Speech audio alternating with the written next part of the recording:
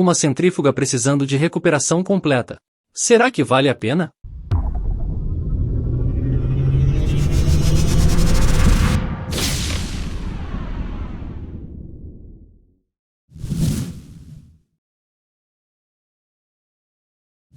Esse caso aqui é um bonde andando já, né? Ela já foi iniciada há um tempo, paramos, porque como ela é nossa, nós não temos urgência. Então tem serviço que chega, que tem uma certa urgência, a gente parou na época e agora estou retomando o serviço. Eu não ia nem documentar essa, mas acabei achando importante. Uma coisa que aconteceu na centrífuga, que acontece muito por aí, esse conector aqui, ó. Então, não só para essa, mas outros aparelhos, conector velho assim, ó, pino velho assim. Você tem que ter uma atenção especial com isso. Eu saí medindo aqui a continuidade, né? Daqui para cá, então você media lá, media o fio final aqui e dava 16 ohms, 20 ohms, isso é muito alto, não pode acontecer.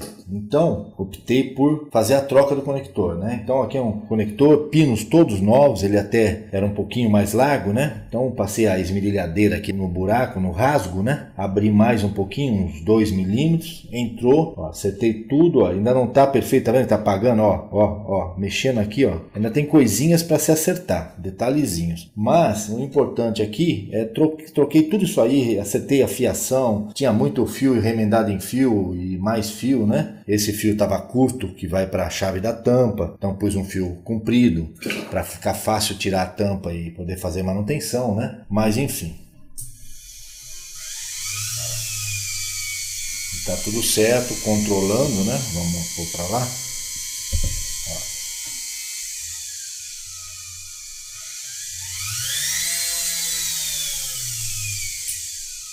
Como deve ser, motor girando no sentido correto, né, que é o anti-horário. Pode ver que ela está toda manchada assim, por de aplicação de fosfatizante, que estava tudo com ferrugem aparecendo. Tinha que estar girando ao contrário quando eu aperto o freio aqui, ó, e não girou. Então ainda tem alguma coisinha ou outra para acertar. Então aqui é a chave do freio dela, ela fica embaixo dessa capa. Estamos tirando os últimos problemas aí, ó. Percebe que aqui está um pouco derretido já. Isso é aquecimento, porque ela trabalha com contatos que funcionam só quando você aperta o freio e com contatos que os normalmente fechados, né? Trabalham quando ela está solta. Então, olha, tem fio aqui que já oxidou, está dando problema. Então isso tudo vai se somando, você resolve lá, mas deixa aqui, não adianta nada, tem que resolver esses problemas também. Olha o estado do terminal aqui.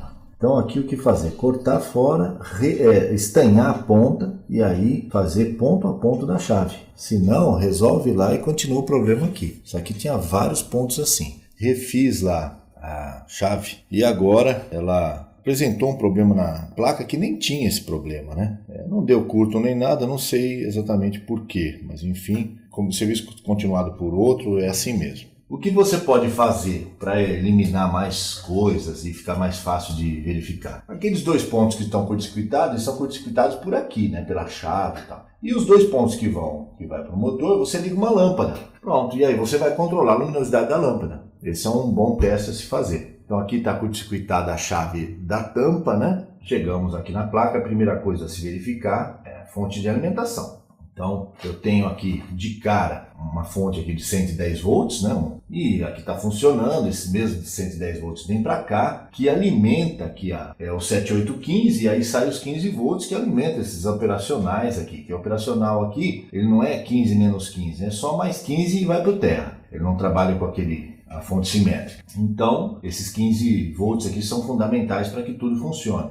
Ele alimenta inclusive o TCA 780, que nesse caso aqui é um 785, é uma versão atualizada do 780. Então, sem os 15 volts, não acontece nada. E foi o que eu já vi aqui, que esse Zener está queimado. Um Zener na entrada do 7815, um Zener de 24 volts, estava em curto, então está jogando essa tensão aqui por terra. Quando acontece isso, eu sou obrigado a checar esse resistor se está funcionando, porque no momento que acontece isso, a corrente fica alta, né, nesse diodo, nesse resistor aqui, porque esse aqui começa a jogar tudo por terra. E isso pode causar queima aqui.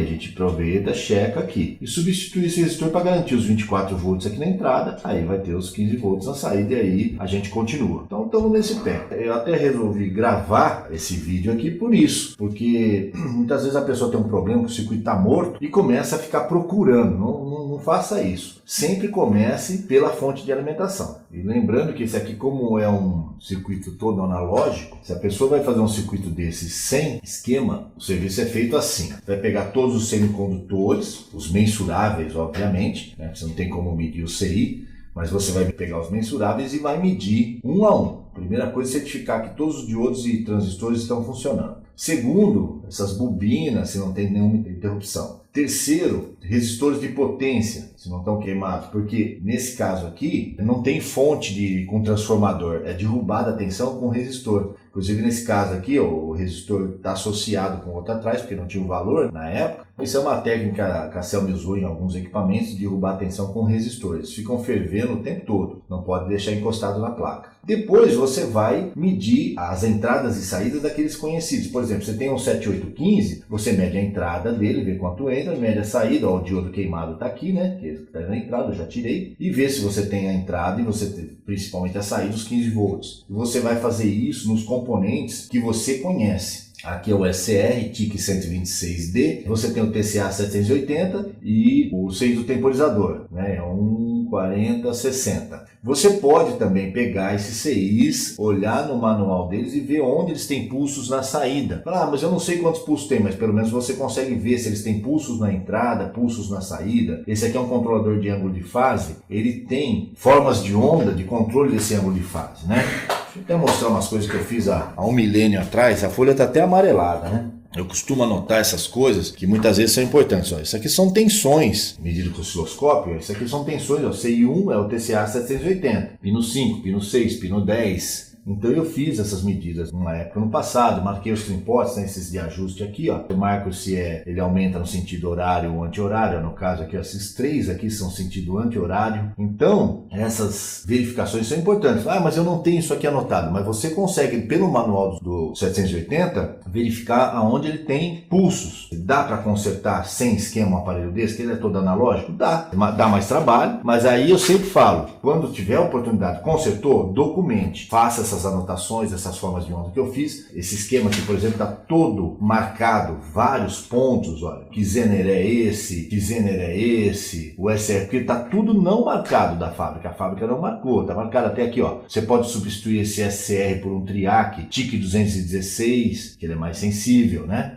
Você começa a aumentar o triac, aí ele começa a não disparar. Aqui marcado que esse aqui é o potenciômetro do painel, esse aqui é o trimpote que fica grudado nele, né? Potenciômetro do painel, e esse trimpote em paralelo com ele altera a curva dele, vira uma curva meio S. E ir anotando, se você tem um esquema, ir anotando, não tem um esquema, você pode ir construindo um esquema conforme o conserto, vai montando formas de onda, anotações importantes. E hoje em dia, que tem a celular com câmera, poxa, não pode perder essa oportunidade. Vai tirando foto de tudo e escrevendo, ó, fazendo setinhas. Esse aqui é o TIC 126. Pode fazer num programa de edição ou pode simplesmente tirar a foto, imprimir e pegar a caneta e ir marcando. Documentar é fundamental para ter sucesso em manutenção. Aí eu fiz a troca do Zener e era isso mesmo, né? Então, aí lembrando, a lâmpada está naqueles dois terminais do motor, né? Lembrando que é importante que a gente faça o teste com a chave fechada, com a tampa fechada e com a tampa aberta, né? Ou seja, porque essa chave aqui da tampa, ela funciona ao contrário. Quando a tampa está fechada, a chave está aberta. Ela trabalha ao contrário, né? E quando a tampa está aberta, a chave está fechada. Resumindo, você precisa estar com a chave aberta, né,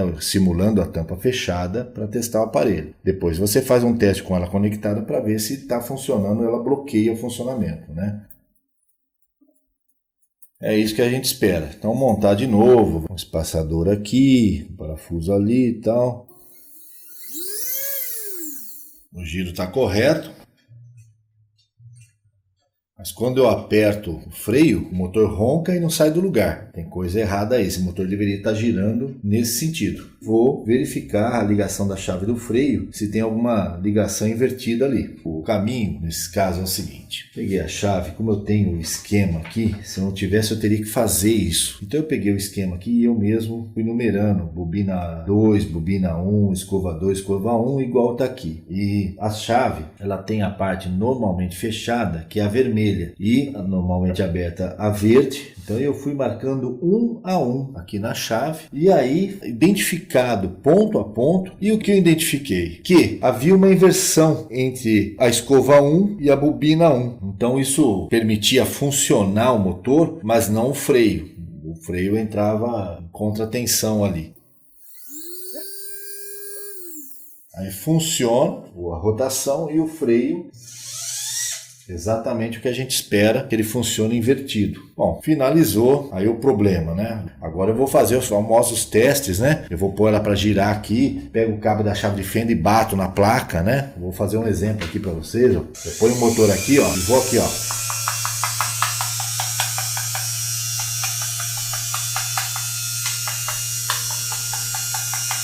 Esses testes são importantes, ó. Porque se tiver que acontecer mau contato, que aconteça aqui. O próprio som do motor avisa a gente, né? Qualquer mau contato ele vai alterar.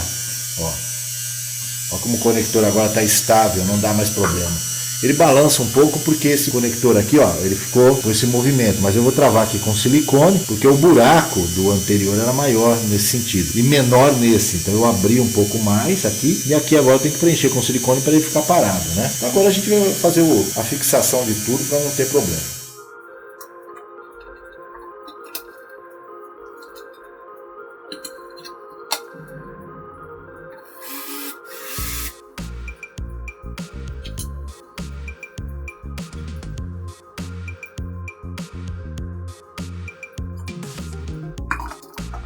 Então agora vamos colocar o chapéu, né? E observando se está bem centralizado. Note que tem vários calços aqui nesse motor, várias arruelas, que é para dar altura. Ele estava muito baixo, então a gente olha aqui para ver se ficou na altura certa. E a gente experimenta aqui a cruzeta para ver se ficou na altura certa. Eu olho daqui e eu consigo ver que está correto, deu tudo certo. Então está perfeito para montar. Não gostei muito não. No final é aquilo que eu sempre digo, você tem que gostar. E eu não gostei da fixação desses dois aqui, não me deu segurança. Quando a pessoa pega a centrífuga, ela pega por aqui, ó. E isso aí tem que estar muito bem fixado. Uma coisa que pode fazer é apertar aqui, ó. Aí ele aperta o furo que laceou, né? Ao mesmo tempo também aperta o encaixe ali.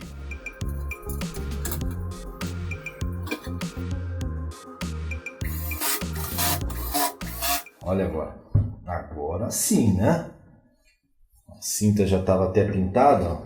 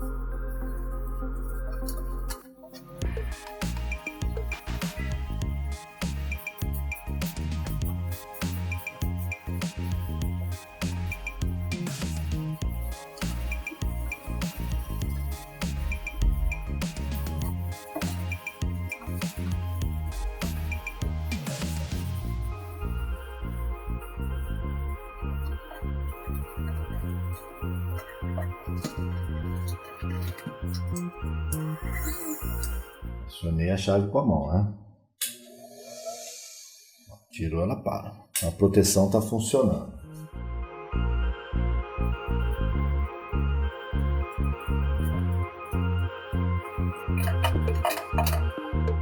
Faz sempre um teste com a mão para ver se está tudo em ordem. Agora com o peso, né? Com a carga, vamos ver se a coisa funciona, né? O segundo manual é para calibrar rotação mínima em 200 RPM. Particularmente eu acho muito baixo isso aí e dificulta o motor na partida. Esse motor, quando você liga aqui o potenciômetro, ele tem que partir. Se ele não partir, ele queima, porque ele fica tentando partir com tensão em cima e não parte, ele queima. Então eu já ponho uma rotação um pouco acima para ele não correr risco. Então, para que 200 RPM se ninguém vai usar numa rotação tão baixa, né? Então, você pode pôr 500. No momento está 1162. Vamos checar o máximo. O máximo dela é 350 para ajuste, né? Para ficar no nominal de 3.200. Não está no máximo ainda, por segurança. 2.200. Então estamos com folga. 2.874 subindo. Foi para o máximo agora. 3.600 está muito alta. Trimpote de cima, sensor de tensão, depois é o tempo, depois rotação mínima e de baixo rotação máxima. Então vou alterar esse máximo que é o que mais importa no momento. Dá até para ouvir ela diminuindo, né? Agora eu aumento aqui um pouco e vou compensando no trimpote. 3.220 e subindo. 3.060. 3.176. Vou aproveitar, isso aí é interessante. Se eu acalco a minha mão na tampa, eu vedo mais aqui. Se eu vedo mais, ela aumenta a rotação. Ou seja, isso tem tudo a ver. A vedação da tampa tem tudo a ver. Ela está com uma vedação, está com um pequeno escape de ar aqui, mas é dentro da normalidade. Ela está puxando bem ar aqui. Isso é normal. Se você acalca a tampa, altera a rotação um pouquinho. Esses ajustes de máximo e mínimo, geralmente eles se interagem. Você mexeu num, o outro afeta um pouquinho.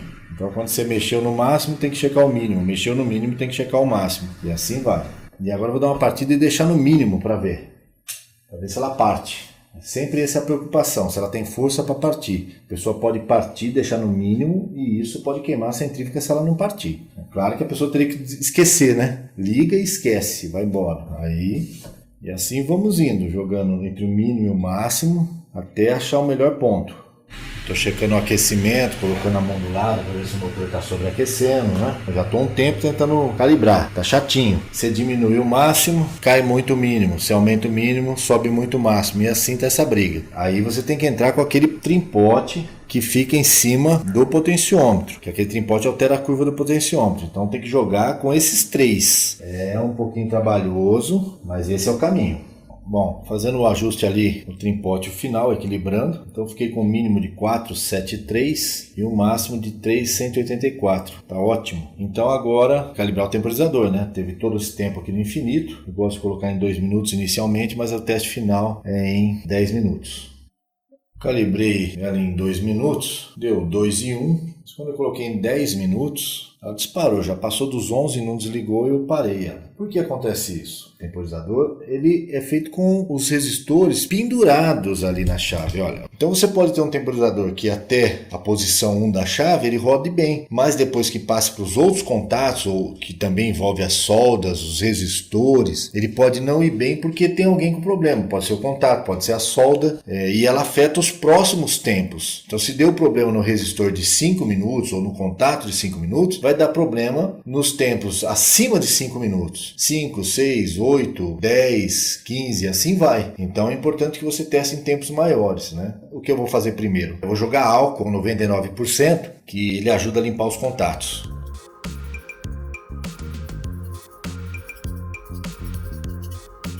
A chave é blindada, mas sempre entra um pouquinho de álcool lá e isso ajuda o contato. Então agora é esperar secar.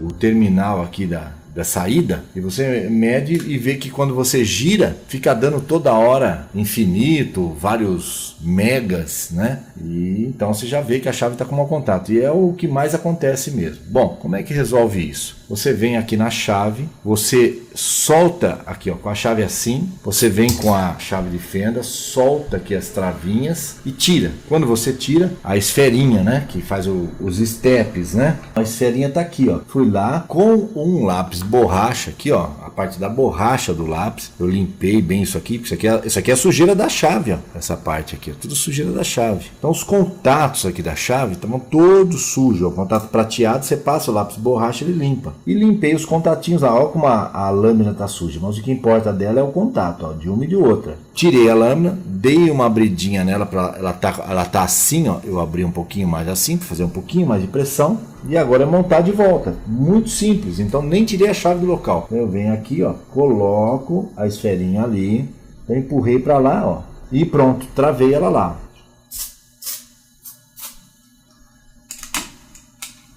Aí, travou. Vou passar aqui na haste dela para a haste parar de enroscar. Pronto. Nem precisa encaixar até o final. É só eu... Colocamos o multímetro.